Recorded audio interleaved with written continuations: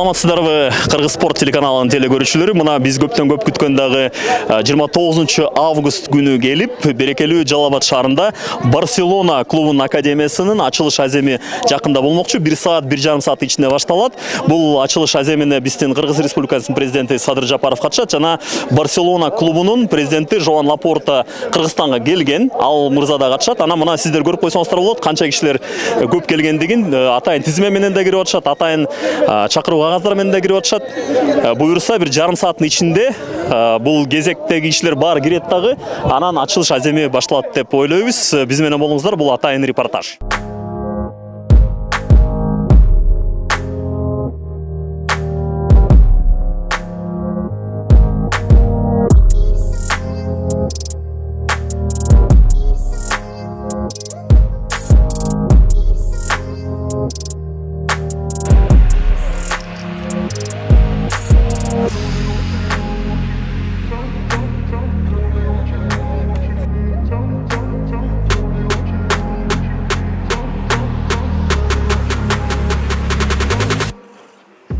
Бир аз убакыттан соң Кыргыз Республикасынын президенти Садыр Жапаров жана Барселона клубунун президенти Жоан Лапорта келишти.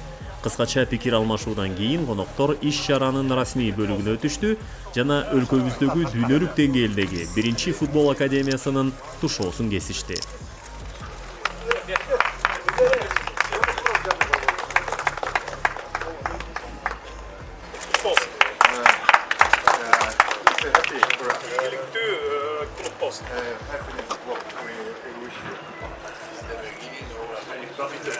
Бул деген эң башталышы. Жакшы иштеш академиянын жакшы башталышы. Nice friendship. Анан биздин жакшы достугубуз. Да.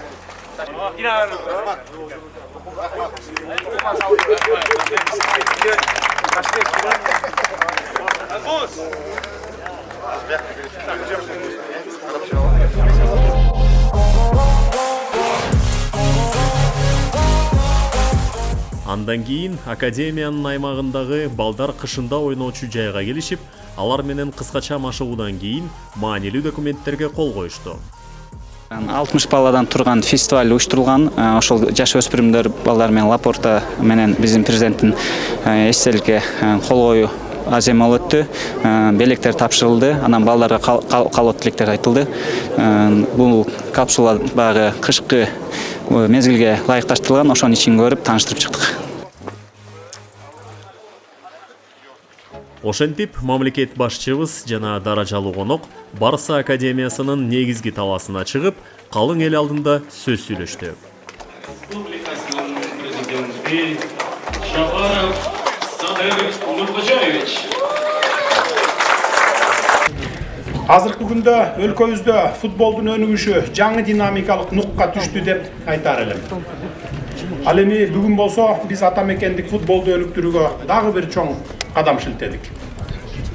Өзүңүздөр көргөндөй, жаркыраган, заманбап, эл аралык талаптарга дал келген дүйнөлүк футбол айдыңында алдыңкы орунда турган клубтун академиясын ачып кубанып турабыз. Аталган долбоордун ишке кириши Кыргыз Республикасынын 2026 жылга чейинки улуттук өнүктүрүү программасынын максаттарына дал келип отурат. Өлкөдө футбол инфратүзүмүн өнүктүрүү боюнча иш-аракеттер ушуну менен гана чектелбестен, эртең борбор калабыз Бишкекте Барселона футбол клубунун дал ушундай дагы бир академиясынын курулушуна мезгил кутучасын салабыз. Ушул жерден баса белгилеп айта кетейин, мен өзү футболчумун, бирок мушкерлер менен балбан күрөштүн фанатымын. Камчыбек Кыдыршаевич өзү мушкер, бирок футболдун фанаты. Мына ушул академиянын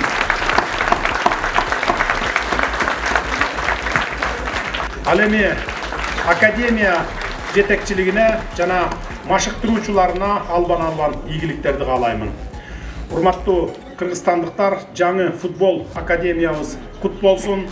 Өлкөбүздүн жаркын келечекке сапарын улаган жаңы ийгиликтердин башаты болсун. Көңүл бурганыңыздар үчүн терең ыраазычылык билдирем.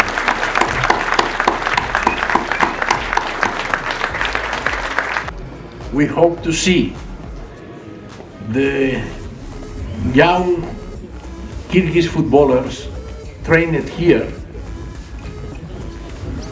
in the international tournaments that are organized by Football Club Barcelona, Barça Academy World Cup and Barça Academy Cup Asian and Pacific. Мен чын жүрөктөн ишенем, ушул жерге машыгууга келе турган жаш футболчулар мындан ары дагы дүйнөлүк чемпионаттарга, кубоктарга катыша тургандай болуп, адис болуп чыгышсын деп каалайт элем. Анткени бул жаштардын Кыргызстандагы футболчу боло турган жаштарды колдой турган клуб болуп эсептелет.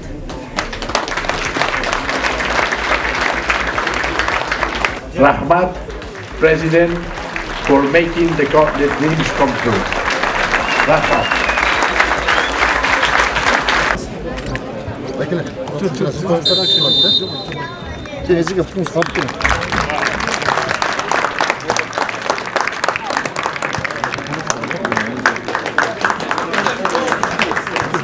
Өзүңүздөр көргөндөй эле жаңы эле Кыргыз Республикасынын президенти Садыр Жапаров жана Барселона клубунун президенти ачылыш аземине катышты. Анан кийин азыр оюн башталмакчы. Анан негизинде бул жерде эки команда ойноп атат. Өзүңүздөр көргөндөй Барселонанын легендалары Карлес Пуйол жана Ривалдо.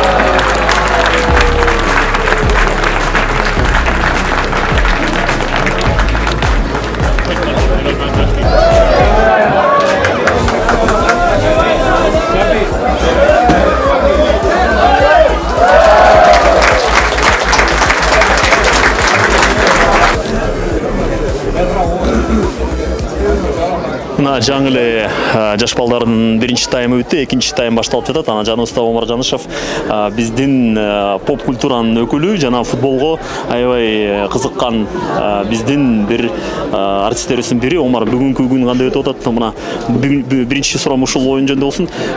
Барсанын ичинен сен көбүнчө бул Пуйолго же Ривалдога үйөрмөн кыласыңбы? Негизи эки тең жагат. Пуйол баягы Барсанын күчтүү капитаны катары, ал эми Ривалдо болсо эми кичинекей кезибизде сүйүп. Негизи мен өзүм таң калып атам. Биз кичинекей кезибизде ушулар ойногон канал тартса сүйүнөт элек. Азыркы кичинин биздин бөбөктөргө бир поляда тушкап ойногонго мүмкүнчүлүк болуп атат. Өтө керемет. Эми менче ушул Пуйолго эле тартам го, себеби дегенде Пуйолду мен өзүм Реалга болеть эттим да. Анан Пуйолду мындай как Барсанын легендасы, капитаны, достойный капитаны катары жакшы көрөм да.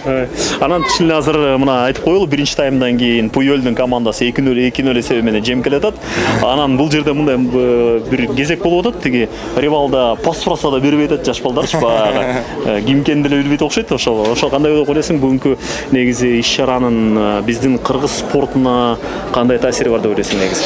Өтө чоң таасири. Бул биринчиден любой өлкөдө спортпу, маданиятпу, кайсы тармак өнүгүш үчүн биринчи жакшы идеология керек. Идеологияны бекемдеш үчүн ушундай мотивациялар керек да. Менимче мында Барса академиясынын ачылышы биздин жаштарга чоң мотивация. Биздин Кыргызстанда негизи канча жаш балдар ушул футболго катышып, ошол академияга барат эле деп ойлойсуң? Көп болот болуш керек. Чындап көп болот болуш керек. Эми чындап өтө кызыктуу болот. 3-0 болду. Ривалдонун командасы 2-1. Бир гол киргизди, ошондо 2-1 болду. 2-1 болду. Өтө кызык. Өтө жакшы болот.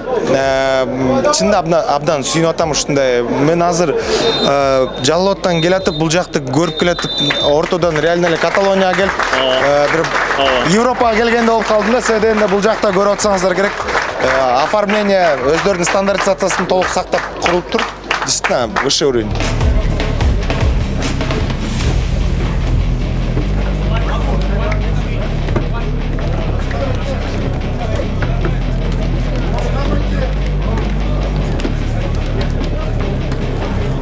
Барса легендалары Пуйол менен Ривалдан эки командасы беттешти. 2-1 эсебинде Пуйол командасы жеңип чыкты. Мына жаныбызда ушул жаңы эле ойногон жигиттер өзүңөр тааныштырып кеткиле. Кандай бүгүн сезимдер кандай болду? Рамазан, сен баштачы.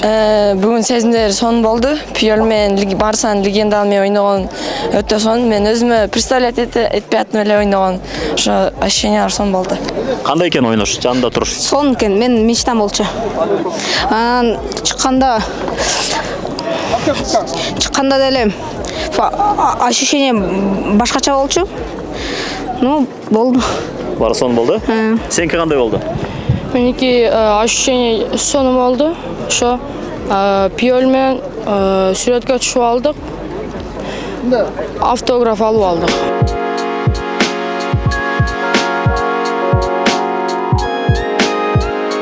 Алга Жалалабад, алга Барселона.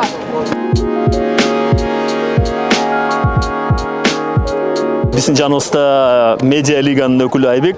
Бүгүн кандай ачылыш аземи кандай болду? Бары жактыбы сага? Ачылыш абдан сонун. Бар ойдогудай Кыргызстанда ушундай деңгээлге жеткенибизге аябай кубанычтабыз. Өзүм Реалдын болельщиги болсом дагы мындай чоң масштабтагы майрамды өткөрбөш керек болуп калды. Бишкектен бери келдик, атайын медианын өкүлү болуп келдик. Жакшы буюрса. Демек, эгерде Реалдын академиясы ачылса, мындан 10 эсе жыргамаксың да? Реалдын академиясы ачылып калса, эң биринчи рядтарда турабызга деп буюрса. Хала Мадрид деп.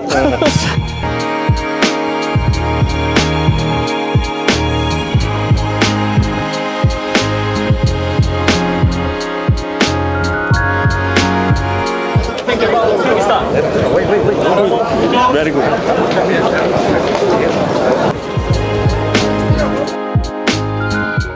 Расмий ачылыш аземинен кийин биз Курманбек стадионуна жол алдык. Бул жерде программа боюнча Барса легендалары жеткинчек балдар менен чогуу ойношту.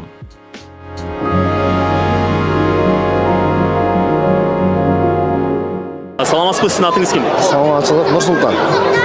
Бүгүнкү болуп аткан иш-чарада өзүңүздү кандай сезип атасыз? Маанайыңыз кандай? Аябай жакшы, ошо командалар келген экен, ошо бала чакам менен көргөнү келдик эле. Жакшы аябай.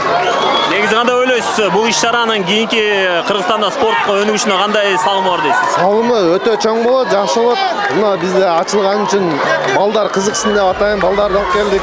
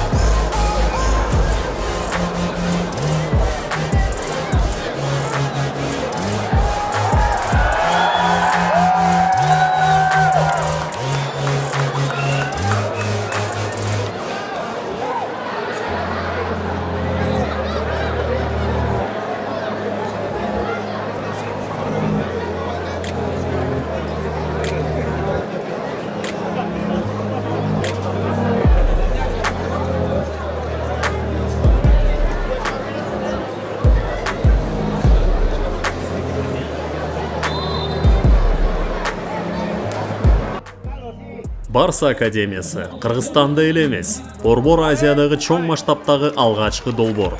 Андыктан бул иш-чарага катышуу үчүн Жалалабадка дүйнөлүк футболдо таанымал болгон инсандар да келишкен. Наш высокий гость Равшан Сайфетдинович, который многократно признался лучшим судьей всего мира, является рекордсменом по отсуженным матчам и сейчас является одним из высших руководителей Федерации футбола Узбекистана. У меня такой вопрос. Как вы оцениваете сегодняшнее мероприятие? Во-первых, хотелось бы поздравить Кыргызстан, Кыргызскую футбольную ассоциацию, наших друзей, братьев с таким замечательным ходом по развитию футбола в стране. И в Джалалабаде сегодня мы посмотрели строительство академии, суперсовременные условия для молодых футболистов. И я больше чем уверен, что этот проект принесет большую пользу в будущем для киргизского футбола. И то, что Барселона со своим методологией будет обучать футболистов, молодых, талантливых, то я думаю, что в ближайшие 5-6 лет здесь будут очень хорошие футболисты высокого класса. А как вы оцениваете это событие в масштабах нашего региона Центральноазиатского? Ну, это грандиозный проект, который нацелен на будущее. И вот такие проекты надо делать и в Центральной Азии, и в других местах. И такие проекты будут давать свои плоды на будущее. Это даже не обсуждается. И больше чем уверен, что из-за таких проектов футбол растет в стране. Программада белгиленгендей шоу-бизнес өкүлдөрү менен боло турган дагы бир оюн кандайдыр бир себептерден улам болбой калды. Бирок эң башкысы балдар дүйнөгө атагы чыккан футболчулардан таасир алып, жакшы маанайда болушту. Балким ушул жеткинчектер кыргыз жана дүйнөлүк футболдун келечектеги жылдыздары.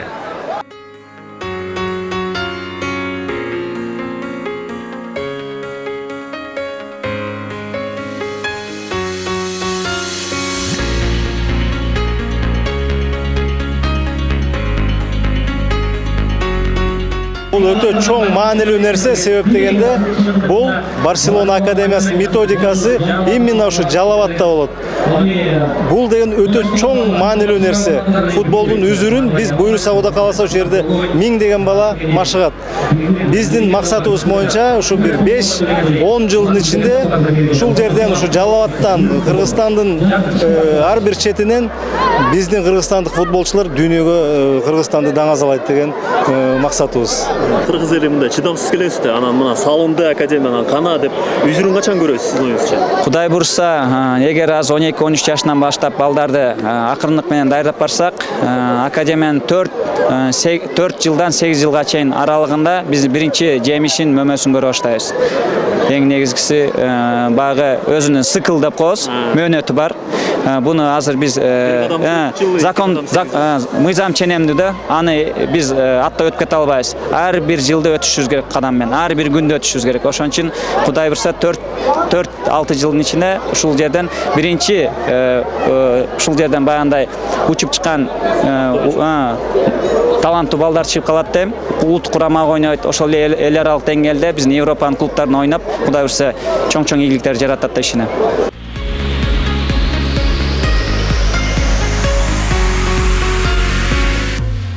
Ушуну менен Жалалабад шаарындагы иш-чара соңуна чыгып, эртеси Борбор калабызда Барса легендалары жана Азия легендаларынын беттеши менен уланды.